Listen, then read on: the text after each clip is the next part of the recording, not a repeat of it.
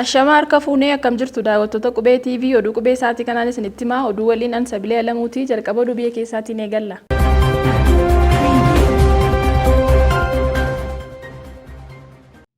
Abbaan taayitaa misooma albuuda Oromiyaatti albuudonni gosa 60 ta'an jiraachuu qorannoon mirkaneesse. Abbaan taayitaa misooma albuuda Oromiyaatti albuudonni gosa 60 ta'an jiraachuu qorannoon mirkaneessuun isaa himame. Bu'aan albuuda irraa argamu guddisuun diinagdee biyyaa utubuuf mootummaan xiyyeeffannoo addaan hojjechaa jiraachuunis himame. Daayirektarri olaanaa abbaa taayitaa misooma albuudaa Oromiyaa obbo Baazuu Waaqbeekaa naannoo Oromiyaatti albuudonni gosa 60 ta'an jiraachuu qorannoon mirkanaa'eera jedhani. Albuudota naannicha keessatti argaman dabalataan adda baasuuf qorannoon itti fufiinsaan taasifamaa jiraachuus himan.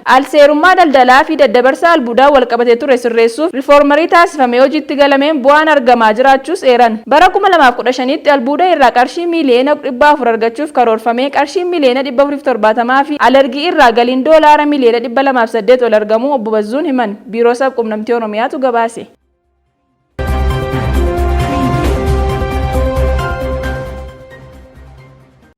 Magaalaa Finfinneetti baalli sammuu namaa hadoochuu kiiloogiraamni 15 to'atame. Magaalaa Finfinnee mana daadhii tokkotti baalli sammuu namaa hadoochuu kiiloogiraamni 15 to'atamuu poolisiin magaalichaa beeksise. Baalli sammuu namaa hadoochuu kun magaalichaa kutaa magaalaa Araadaa aanaa 6 keessatti osoo gurgurtaaf socho'aa jiruu to'atamuu isaatu himame.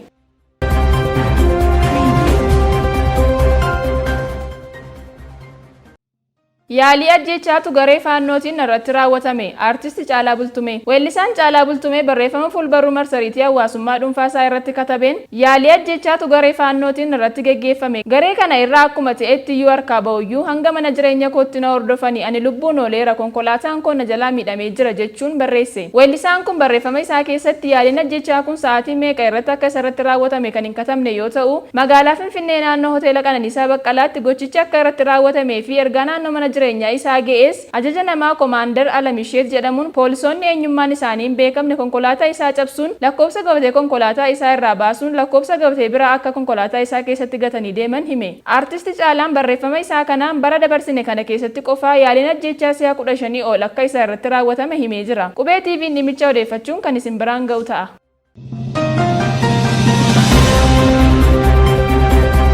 Daawwattoota keenyaa kan daawwachaa jirtan oduu qubeetii amma mugara oduu maddeen biyya alaarraa argannetti ceena.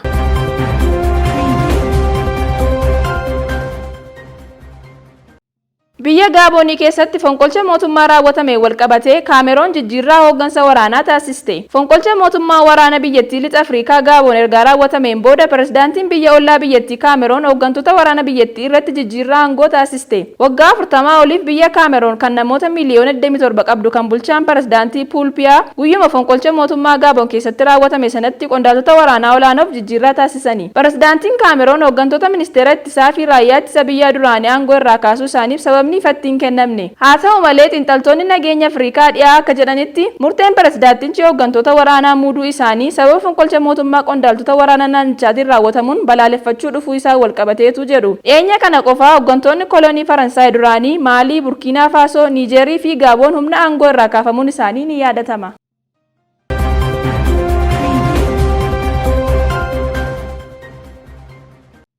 Hanga qeeqni ilma koo irraa dhaabbatutti lagannaa nyaataa ittan fufa. Haadha pirezidaantii Federeeshinii Kubbaa Miilaa Ispeen. Tapha kubbaa miilaa addunyaa dubartootaa kanaan dura injifannoo biyya Ispeeniin goolabame hordofuun pirezidaantiin kilabichaa Liwus Ruubeels taphattuu kilabichaa Jeenii Hermoosoo afaan ishee keessa dhungachuu isaa walqabatee pirezidaanticha irratti qeeqni jabaan ka'uun isaa ni yaadatama. Haadha pirezidaantii waldaa kubbaa miilaa Ispeen Liwus Ruubeels kan ta'an aadde Anijilaas Beejar sababicha hordofuun lagannaa nyaataa taasisanii akka turanii fi guyyaa kaleessaa dhukkubsatanii hospitaala akka seenan sabaa himaaleen jajjaboo addunyaa uwwisa kennanii fi jiru. Aadde Anijilaas Beejar ilma isaanii irratti qeeqni Ispeenii fi akka idil addunyaatti ka'een maluuf jechuun lagannaa nyaataa akka eegalantu gabaafame. Hanga balaaleffannaa fi qeeqni ilma koo irraa dhaabbatutti lagannaa nyaataa ittan fufa jechuu isaanii BBCtu gabaase.